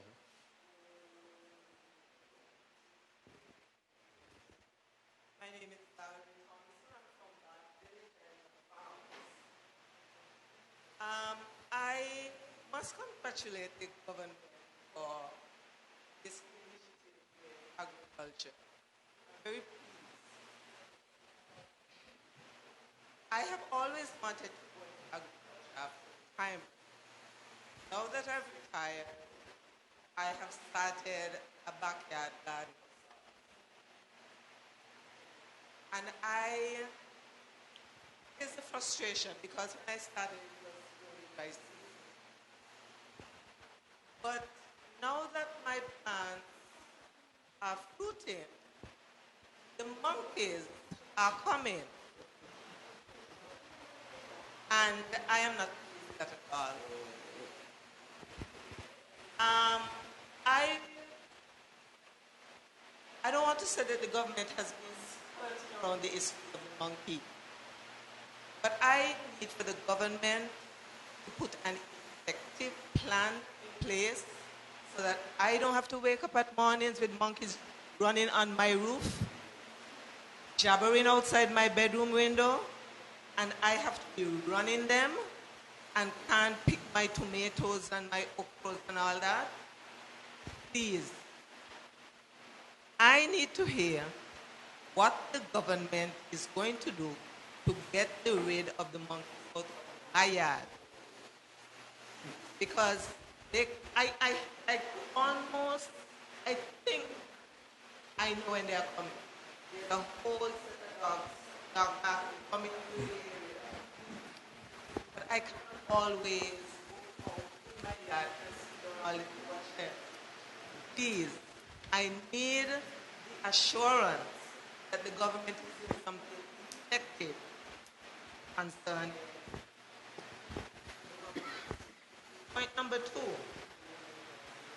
I don't know if this is the forum for what I'm going to say, but there is a strong smell of exhaust, which I think is coming from the power station. Some years ago, maybe like 20 years ago, before I moved away, I spoke to somebody at Nevlec about it.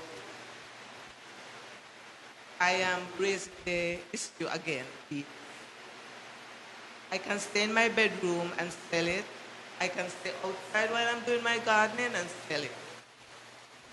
Somebody, I don't know if you can say anything about it, but I don't know who I should report it to. I reported it to Nevlec at some point. And the last thing, is it possible for the government, I guess when the economy gets better, to look into refurbishing the bathhouse? And the reason why I'm saying that is that there is a petition going around about bathing in the bath. And I take, since a child, I've been bathing in the bath naked. I've been using soap. I've been using shampoo. Bath Village people have been accustomed to bathing in the bath naked. It's a culture of any community that has a running stream. One year I went to a neighboring island and we went on a and as we passed the street, there were women then bathing and washing. The only people who did not freak out at that or get excited is a better word. Was somebody from Dominica and myself. It's just a culture. Those who, with their children, get upset with the body, please provide them with bathhouse. In the bathhouse, the different the temperature varies according to the maybe that would be a better place with people who have foolish attitude and virgin eyes. Please, do something about that.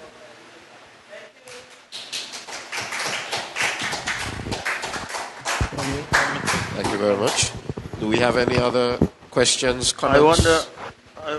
Yeah. Sorry. Honorable Alexis Jeffers.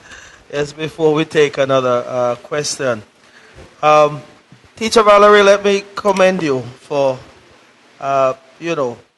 living out your dream, so to speak, of being an agriculturist. And at least you have started with a backyard garden, which is an important start.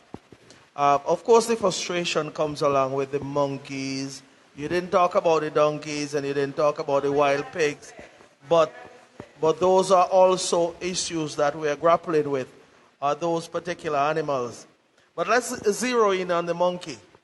Monkeys have been a perennial problem for many, many years. And over the years, farmers have sought to seek out mitigating ways to deal with the monkeys. Is your yard fenced at this point? Okay. What I would encourage you to do is to have some discussions with the technical people at the Department of Agriculture, perhaps the Director of Agriculture or the Permanent Secretary in Agriculture. Because I believe one of the things they would recommend a solar fence around at the top of your fence. Now, it costs money, there's no doubt.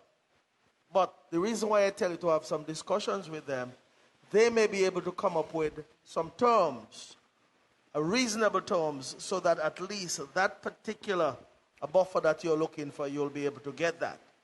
Now, we cannot come there and start to trap all of the monkeys that would come onto your property.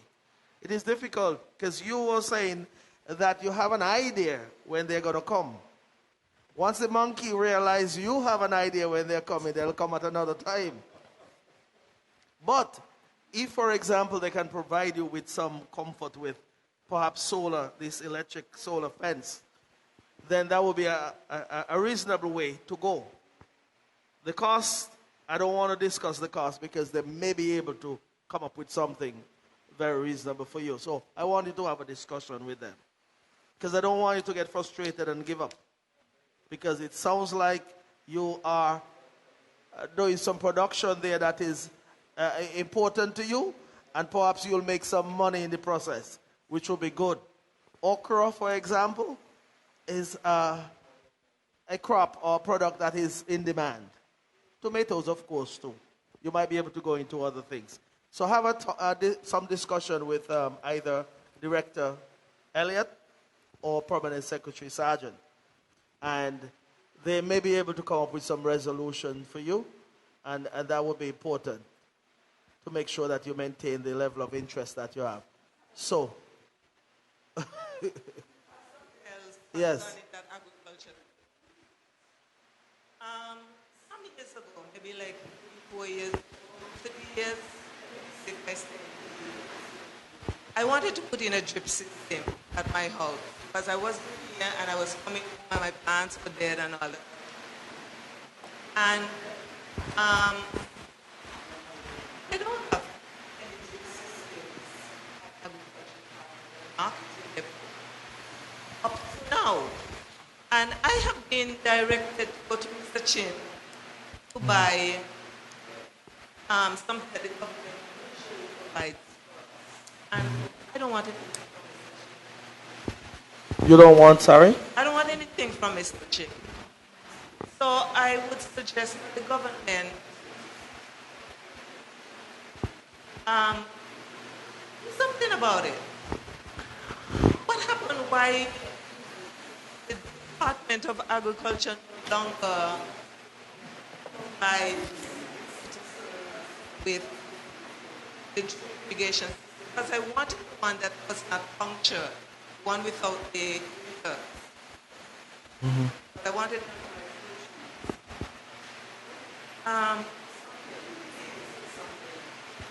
Well, because when the government system is a lot cheaper, you guys subsidize. But I prefer. well, there are various factors at work here. There was a point in time where drip or irrigation systems were had out of Canada, for example. With the fluctuation in the exchange rate, for example, there are some cost factors involved. And then, of course, we're finding that drip systems out of China, for example, are cheaper. Fencing as well. So there have been some collaboration with, I don't want to say Mr. Chin, but with a businessman on the island. But, of course, the Department of Agriculture cannot necessarily carry every possible product there is.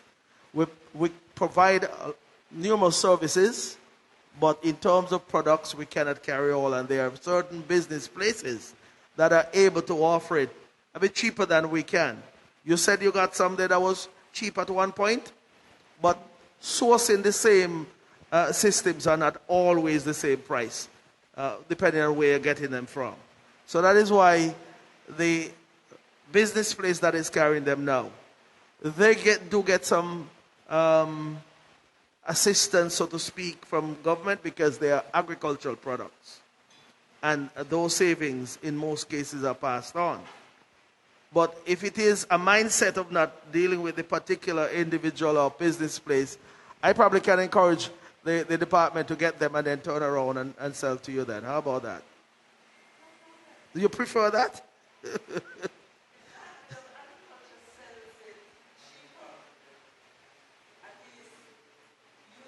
Used to. Well, that is the whole thing. And that is why I said the sourcing, the area we were getting them from, is not as cheap anymore. Let me try to address the point about Nevlik and the smell. I don't know because this is the first I'm hearing of that complaint. No one has ever come forward to complaint. What I can say, however, I will speak to the general manager in the morning to determine from him whether or not there's something that is happening there that is leading to some smell. There are people who live a lot closer to the plant than you do, and I have really not had that complaint coming from anyone.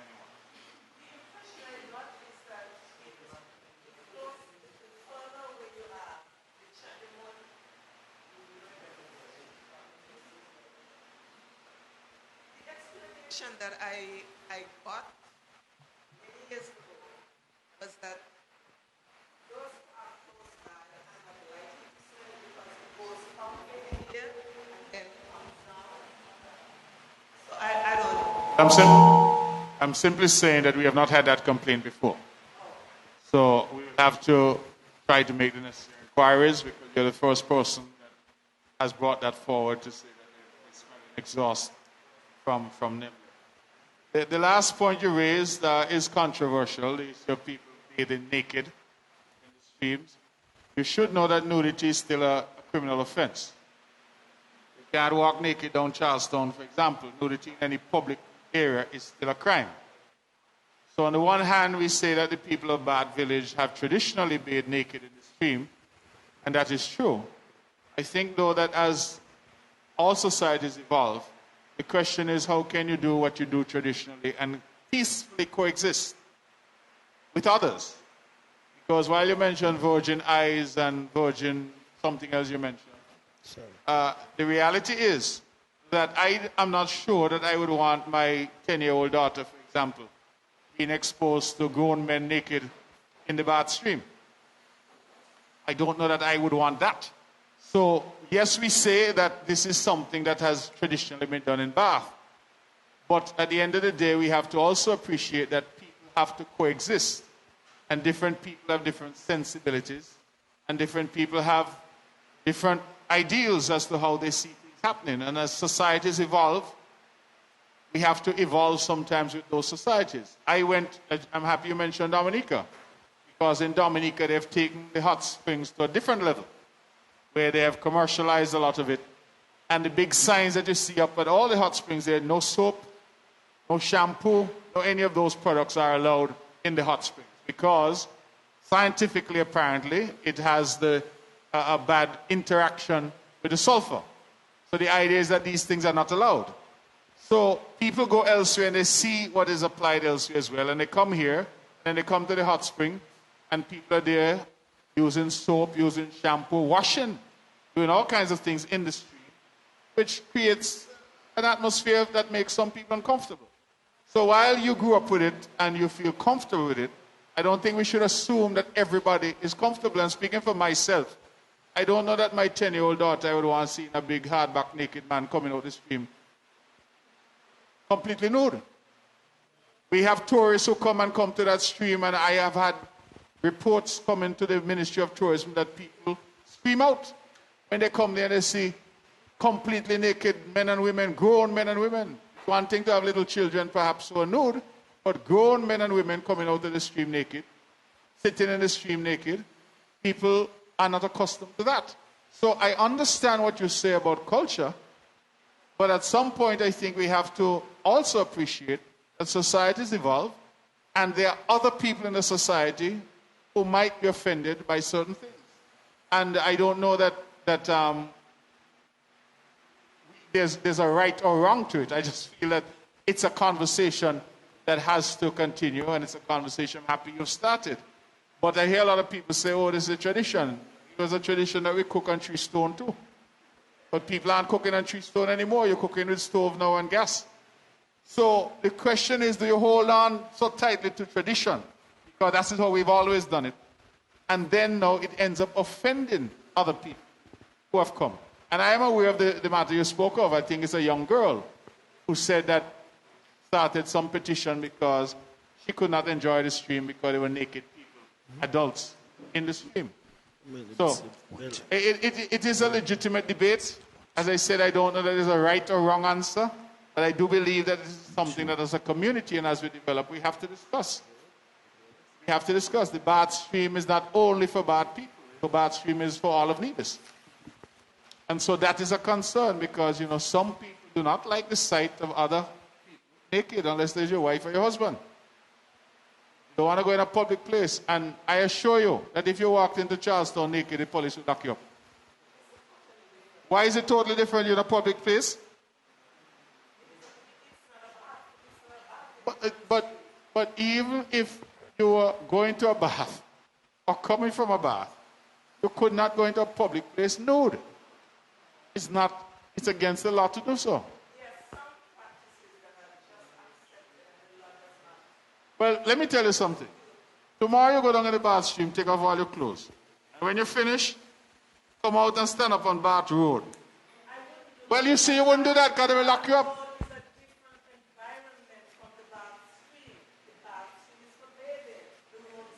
Yes, but to get in and out of the bathroom, you must traverse somewhere. And that is what I'm saying. I think that is a discussion that we must have. We shouldn't shy away from having it. But we ought not to get so sort of committed to the idea that this is what we have always done, that you end up offending other people who legitimately are Nevisians too. And they have an equal right to be in the bathroom and to enjoy all that Nevis has to offer. So if you're doing something, I've seen the same thing with smoking. People say I have the right to smoke whatever it is I'm smoking. And other people say, but that offends me. Because I'm inhaling your smoke when I'm not a smoker. All of these are examples where I think society needs to evolve and people need to coexist. So I'm happy you started the debate. I think it's a good discussion that hopefully will continue. Thank you very much for that. We're going to try to take 2 more questions because we're almost on the 10 o'clock hour.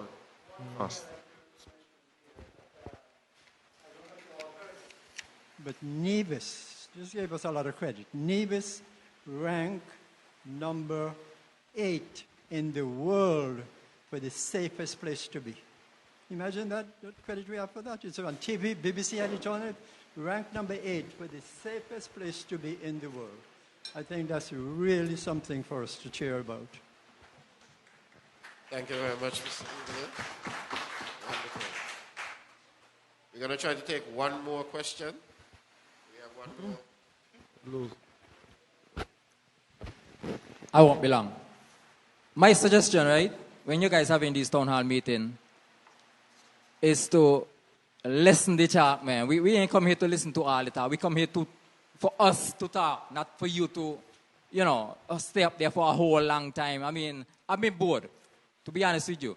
I thought this was a place where we, the people, get to do the talking. But now that we, the people, are talking, you want to shut us down. Oh, we're going to look at the time. I mean, come on, give me a break. You're supposed to accommodate us. We're supposed to be the one who doing the talking because that's why you say it is a town hall meeting. But you guys go and you prolong and you talk and you talk and you talk and we got to sit and listen. Now that we are doing the talking, you sit and listen and give us a break. Well, we understand you and we understand the passion. You have something else you wish to say other than you want to talk? So if here's another point, because you raised... But I'm saying you raised a specific point earlier that you said something was impacting you. You've said we'll look at that. So we're here, of course, if there are people who have something further to say, then we'll accommodate those who have something to say. But we also have to be mindful that we are here to impart information and to share and give updates in terms of our respective ministries. Okay, so now then the mic is open. Can you go back then and tell us what else you might want to say? Mic is open now. Okay, so you've said what you want to say. Is there anybody else who has something that they may wish to say? Mr. Thompson, nobody else has anything to say. The young lady said she has something to say. Okay.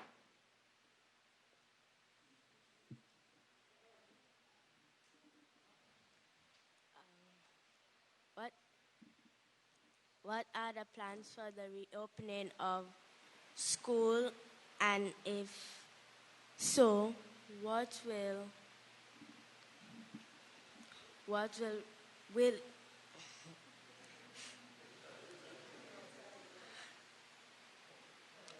are the plans for the reopening of school in September, and if so, will we be required to wear masks?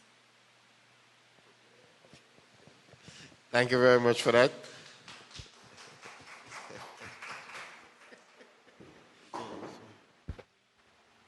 The protocols for the reopening of school are currently being put in place. The expectation as of now is that school will reopen in September on schedule. In terms of the wearing of masks, the protocols are being put in place, and that will be determined shortly. You will be hearing about that within the next 2 to 3 weeks, whether it will be necessary to wear masks.